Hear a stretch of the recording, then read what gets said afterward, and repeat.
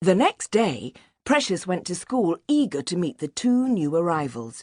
Neither of them was in her class, as one, the boy, was a year younger than she was, and his sister was a year older.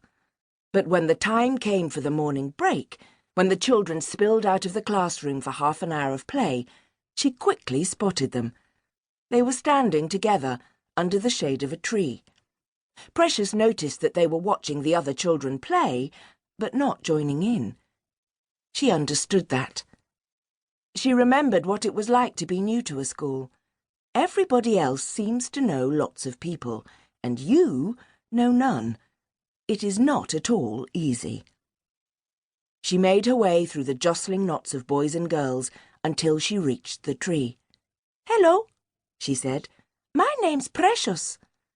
The girls smiled at her and gave her their names. "I'm called Teb," she said, "and this is my brother Pontsho." Pontsho looked at Precious a little warily, but when he saw her smile, he smiled back. "You're new, aren't you?" said Precious. "Yes," said the girl, glancing around her, "and I don't know anybody." "Well," said Precious, "you know me now, don't you?" The girl nodded. "And I can tell you the names of everybody here," said Precious, looking around the group of children, "so I'm sure that you'll soon know everybody." They talked until it was time to go back into the classroom.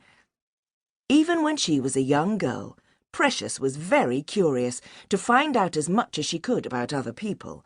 That was why she became such a good detective when she grew up.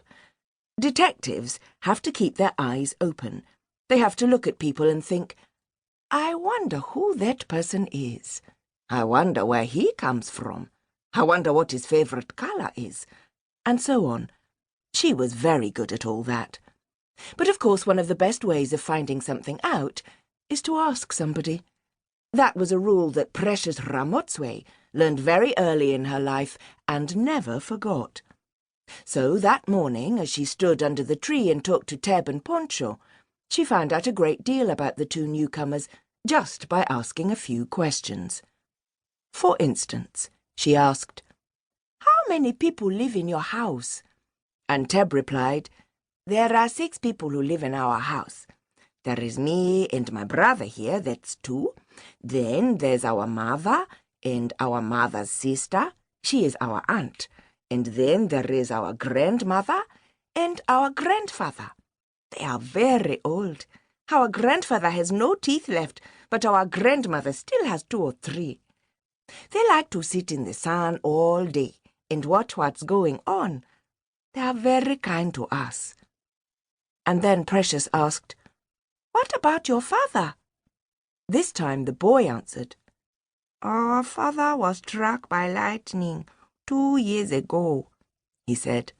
"That's very sad," said Precious. The girl nodded. "And so we had to sell the place we lived in. We moved here because my grandfather had a small house that he owned. We all live in that now." There were 1 or 2 other questions that Precious was able to ask. She asked how long it took them to walk to school, and they replied that it took just over half an hour.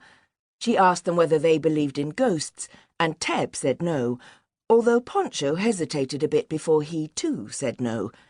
Then she asked them whether they liked apples, and Teb shook her head. "I have never tasted an apple," she said. "Are they good?"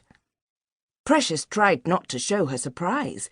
Imagine never having tasted an apple.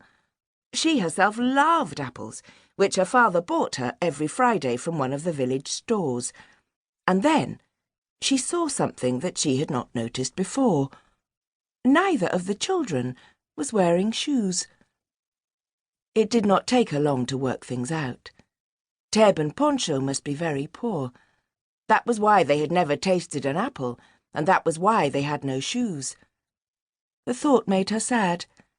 To walk to school for half an hour on ground that could become burning hot during the summer could not be easy. Of course your feet got used to it, and the skin underneath became harder and harder, but it must still have been uncomfortable. And what about thorns? Some of the bushes that grew at the side of paths were known for their vicious thorns. It would be only too easy to get one of these in your foot, and she knew how painful that could be. She did not say anything, though. Sometimes people who are very poor are ashamed of it, even if they have no reason to be. Being poor is usually not your fault, unless it's because you're very lazy. There are all sorts of reasons why people can be poor. They may have not been able to find any work.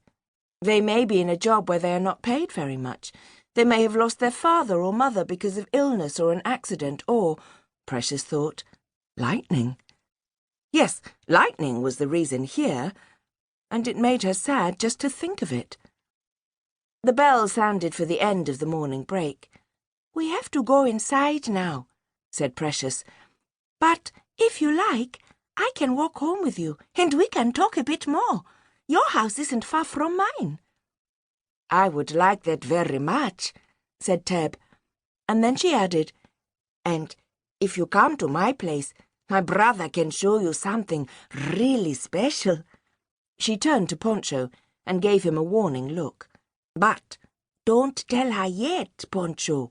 Let it be a surprise." "I won't tell," said the boy, and smiled.